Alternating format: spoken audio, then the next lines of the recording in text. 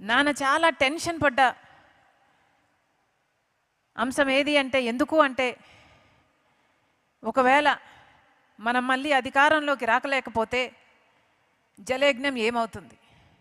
అన్ని ప్రాజెక్టులు ఆగిపోతాయి. ఈ ప్రాజెక్టులలో పెట్టిన డబ్బంతా వృధా అయిపోతుంది. వచ్చే నాయకులు పట్టించుకోరు. జలయజ్ఞం పూర్తి కాదు.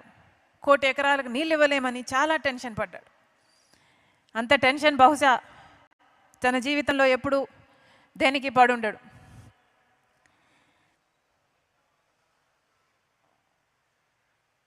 అంతేకాదు, నాన్న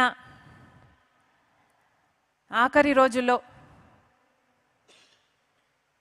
ప్రజల దగ్గరికి వెళ్ళాలి. ఎందుకంటే ప్రజలు ఒక అవకాశం ఇచ్చారు. ఆ ప్రజలకు మనం రుణపడి ఉండాం అన్న భావన నాన్నలో చాలా ఉండేది. ఒకసారి ఆలోచన చేయండి. ఏ ముఖ్యమంత్రి కూడా ఎలక్షన్లు అయిపోయాక గెలిచిన తర్వాత అంత తొందరగా మళ్ళీ ప్రజల్లోకి వెళ్ళాలి అని అనుకోడు. కానీ రాజశేఖర రెడ్డి గారు మాత్రం సాచురేషన్ పద్ధతిలో ప్రతి పథకము ప్రజలకు అందాలి. ఇంకా ఇల్లు లేని వారు ఉన్నారేమో, ఇంకా ఆరోగ్యశ్రీ అందని వారు ఉన్నారేమో, ఇంకా ఫీజు రీయింబర్స్మెంట్ అందని వారు ఉన్నారేమో, ఎవరికి ఏ అవసరం ఉన్నా అవసరం తీర్చాలి అని రచ్చబండ కార్యక్రమం ప్లాన్ చేశాడు రాజశేఖర రెడ్డి గారు. అసలు ఏం అవసరం ఉంది? నాకు ఒక్కొక్కసారి అనుకుంటే అసలు ఏం అవసరం ఉంది? ముఖ్యమంత్రిగా 5 సంవత్సరాలు పనిచేశాడు. ఆ పనితీరును బట్టి ప్రజలు ఆయనను ఆశీర్వదించారు. ఆయన గెలిచాడు. గెలిచాక మళ్ళీ ప్రజలు అని ఉరుక్కుంటూ వెళ్ళాల్సిన అవసరం ఏముంది?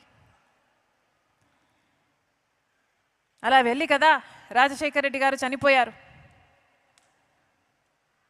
కానీ ఆ తపన ఉండేది. చాలామందికి ఒకసారి అధికారం వచ్చిన తర్వాత అధికారం అనుభవిస్తారు. అధికారం అనుభవించే క్రమంలో ఆ భోగాలలో ప్రజలకు దూరం అవుతారు. మొదట్లో రామకృష్ణ అన్న చెప్పినట్టు అధికారం లేనప్పుడు పాదయాత్రలు చేస్తారు, పోరాటాలు చేస్తారు. కానీ అధికారం వచ్చిన తర్వాత అవన్నీ మర్చిపోతారు. కానీ రాజశేఖర రెడ్డి గారు 5 సంవత్సరాలు ముఖ్యమంత్రి అయిన తర్వాత, సేవ చేసిన తర్వాత, అంత అద్భుతమైన పథకాల రూపకల్పన చేసి అద్భుతంగా అమలు చేసిన తర్వాత, గెలిచిన తర్వాత మళ్ళీ ప్రజల్లోకి పోవాలి అని ఉరుక్కుంటూ వెళ్ళి మనందరికీ దూరం అయ్యాడు రాజశేఖర రెడ్డి గారు.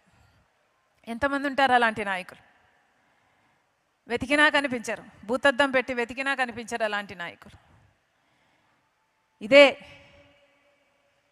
రాజశేఖర రెడ్డి గారితో, నాన్నతో నేను ఒకప్పుడు అన్న మాట, పా నువ్వు అనుకున్నంత మెజారిటీ రాలేదు కదా రెండోసారి గెలిచినప్పుడు. కారణం ఏమిటి? నువ్వు నీ ప్రజలను ఎంతగానో ప్రేమించావు, నిత్యం తప్పించావు, ఎన్నో పథకాలకు రూపకల్పన చేశావు.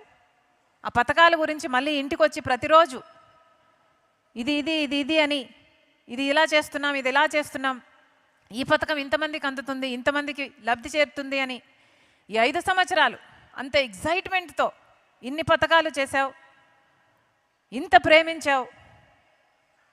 కానీ ఏమైంది? నువ్వు ప్రేమించినంతగా నీ ప్రజలు నిన్ను మళ్ళీ ప్రేమించినట్టు లేరు కదా అని అన్నాను. మెజారిటీ తక్కువ వచ్చింది కాబట్టి. దానికి ఆయన ఏమీ అనలేదు, నవ్వాడు, చిరునవ్వు. పర్వాలేదులే పాప్స్ అన్నాడు.